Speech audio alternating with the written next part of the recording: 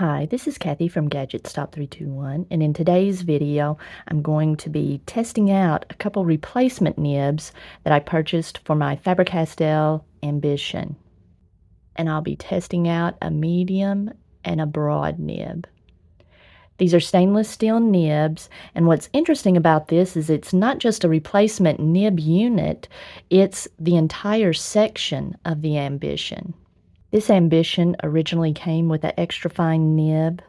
I'll do a writing sample with each one on 52 GSM Tomoe River paper, and I'll be dipping the nibs in Iroshizuku Konpeki. I'm going to begin with the extra fine nib.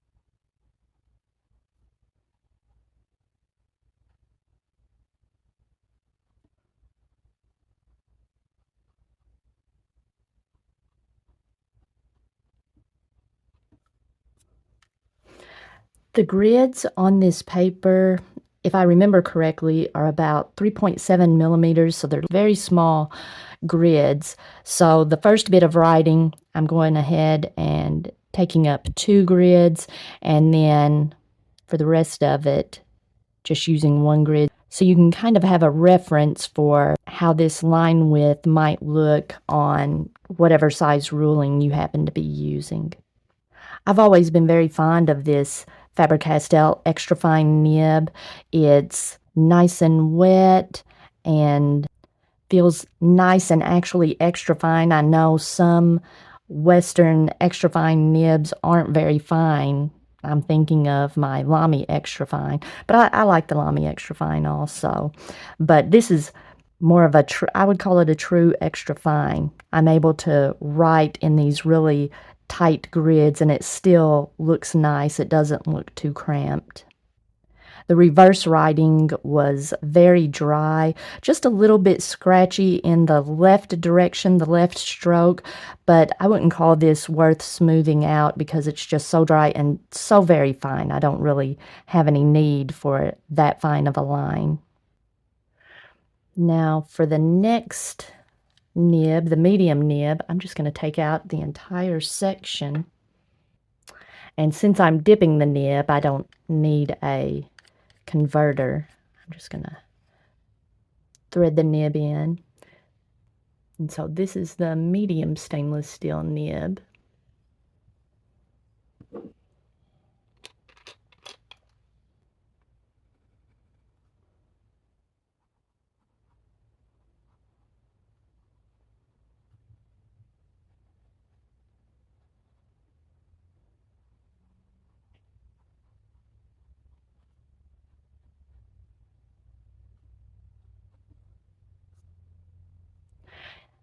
This one's noticeably wetter than the extra fine, and I didn't get the fine nib unit.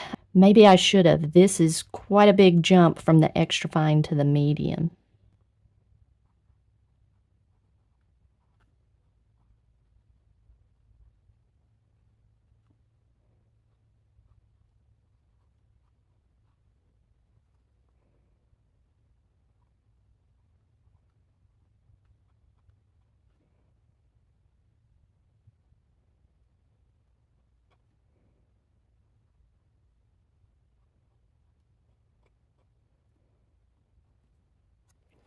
The reverse writing is very nice on this medium nib. It's just slightly scratchy in the left direction, so I feel like this would be worth smoothing out on a little micro mesh. Just do a couple little strokes to the left at different angles, and that should be very nice.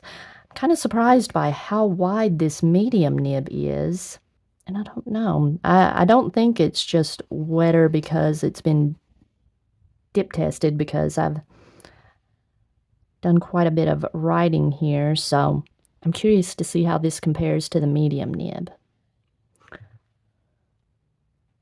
So I'll go ahead and let's see. This is nice that it's the entire section. Don't get my hands inky switching them out.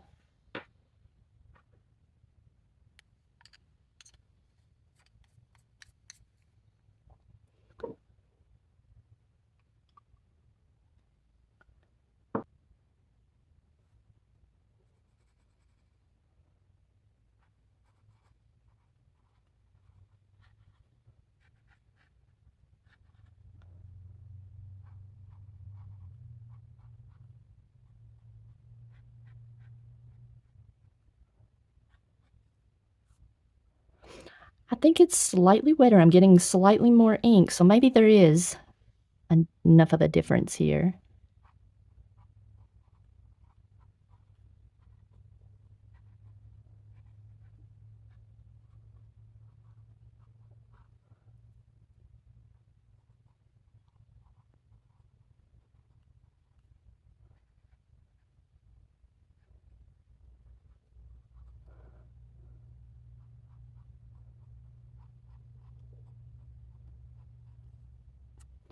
Now I can notice a difference in the reverse writing. The reverse writing of the broad is noticeably more broad. Now I've used this broad nib quite a bit, and the reason I went ahead and bought a medium nib is because I found myself writing in reverse more than I was writing with the broad nib. And I think there is a slight difference, but it's not super noticeable. Let's see. I'm going to do a little. See, that's not super noticeable. And I'm comparing these two strokes here. One thing I did notice doing all three of these writing samples together is that I can hear the feedback of these nibs, but not necessarily feel it. It has a bit of, I guess you feel a bit of friction, but absolutely no scratchiness. So it comes across as feeling smooth, but you can hear it, so you get a sense that there's some feedback. These are very pleasant nibs to write with. Now, as I'm looking at this more, I can see a slight difference. I feel like if I look at the small writing, if I compare the small writing, this really felt cramped. The broad nib felt very cramped in these tight grids, whereas the medium felt more comfortable. I feel like I could get by with using this on smaller grids like this. And then the extra fine is just very fine. I think I will enjoy this medium nib. You can enjoy the character of fun inks more. You get more ink on the page, but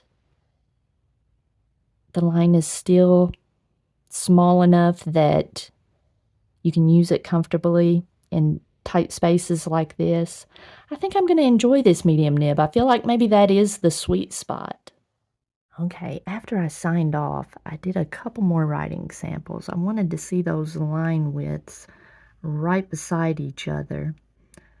So again, the medium and the broad don't look very different, but the medium, if you look at where I wrote the M and where I wrote the B, the medium looks like it's writing wetter, but then on the ink smear, it's not noticeably different. Then I did just a few scribbles. Again, on both of these, the medium looks like it's laying down more ink. The ink looks darker, but If you compare the ink smears up here, it doesn't seem to be the case. Bottom line, there's not a whole lot of difference between the medium and the broad. If you found this video helpful, please give me a thumbs up, and if you'd like to see more videos like this, please subscribe to my channel.